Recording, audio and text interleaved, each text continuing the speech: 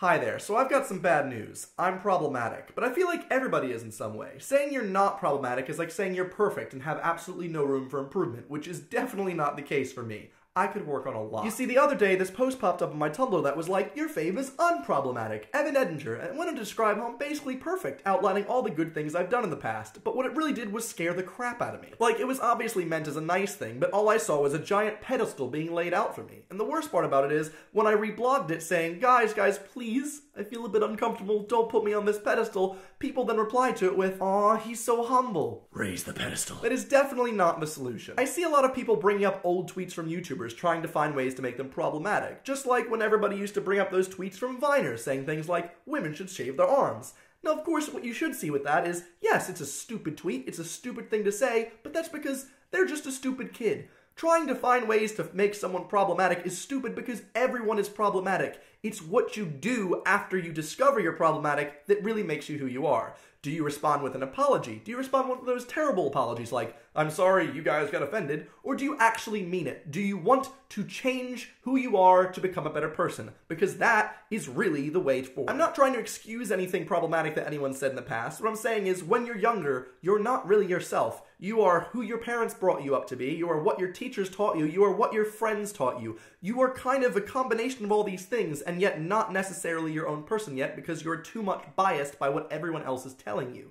It took me a while to understand who I am, but if you look at some of my old tweets and some of the old thoughts I used to have in high school and even college, even 2 years ago, you wouldn't even want to hang out with me ever. I'd be the most problematic. I've definitely learned a lot since growing up, even just in the last 2 years that I've lived in England. For instance, if someone has depression, never do this.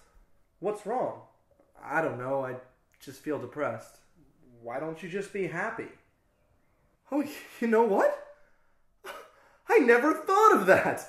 Oh my god, I feel great! It's really not that simple. If it were that simple, why would they be depressed in the first place? I just like being sad. Yeah, no. Other things you should avoid are recommending superficial suggestions. Just have some ice cream. Why don't you go for a jog? Have you tried Googling it? Just play a video game and forget about it. You're really not helping. What you're doing there is telling a man with a limp to just walk. Just walk. It's super easy. Come on. Just walk. What are you doing? Why aren't you walking? But this isn't just the case with depression. It's all mental health issues. I remember at one point in my life, my friend was like, listen, Evan, I really want to go to this concert, but I just can't wait in lines because I get really bad anxiety when I have to wait in a queue. To which at the time, I thought a good response would be, well, why don't you just not think about it? Which is so patronizing, and I think the root cause of it, at least just for me, was my lack of understanding of any mental health issues. I didn't know about it, I never learned about it, and I didn't care to learn about it. Because I don't have depression, I don't have anxiety, why can't they all just be like me? Why can't everyone just be like me? It's such a foolish way of thinking. And the worst part is, I never really fully understood it until something similar happened to me. In December of this past year, I was incredibly low on money, I had recently lost a lot of friends, I was jobless, looking for a job, looking for a flat to move in with my friend that I could afford in the future because I had to move out of my current flat within 2 months,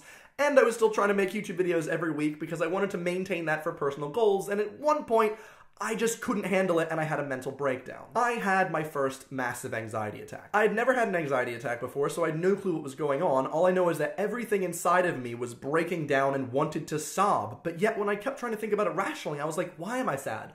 Why am I crying? And I couldn't come up with anything except more sobs, and it was so frustrating, and I had nothing I could do about it. Why? What's wrong with me? I thought it was normal. Why am I having anxiety attacks? The thing that I needed to realize was that that was normal. Everyone has these from time to time, except no one likes to talk about them because everyone wants to be perceived as perfectly well in mental health. Nothing's wrong with me. You guys are weird. No, everyone has issues like this from time to time. It's completely normal. It's just no one likes to talk about mental health and no one likes to talk about mental health issues, which is a shame because so many people have problems with it. But you know what a useful response to this was? When I called Dodie on the phone, she didn't say, why can't you just be happy? She didn't offer up stupid suggestions of things that were mostly her imprinting on me. What she did was she asked, how can I help you? What can I do to make you feel better? Do you need me to come over there? Do you need me to listen to you? And that's all I wanted. I didn't know it at the time, but all I wanted was someone there, someone I cared about, someone that cared about me, to just listen to me cry. I didn't know what was going on, but to just have that person there meant everything. And because of that, within an hour or two, I felt so much better just having that person to talk to. If someone is having an anxiety attack, if someone's depressed, just listen to them. Just listen. That's all they want. They want you to listen. They want to know there's someone there to care for them. I know I've been problematic in the past, and I 100% admit that, but I also 100% admit I'm trying to be a better person, and that's why I'm trying to tell you guys how to better deal with situations like this and how to be a better person. If you ever feel like you're at a low, if you've had an anxiety attack, if you're feeling depressed, this isn't sponsored at all, but I just found out about the website called 7 Cups of Tea. There's always someone there that's willing to talk to you and listen. And listen. These people are trained to just listen to what you have to say. It's 100% confidential, and I would highly recommend it if you're having any issues. Other than that, I really hope you liked this video because it means a lot to me. Thank you so much for watching and subscribing. I will see you guys next week. Goodbye.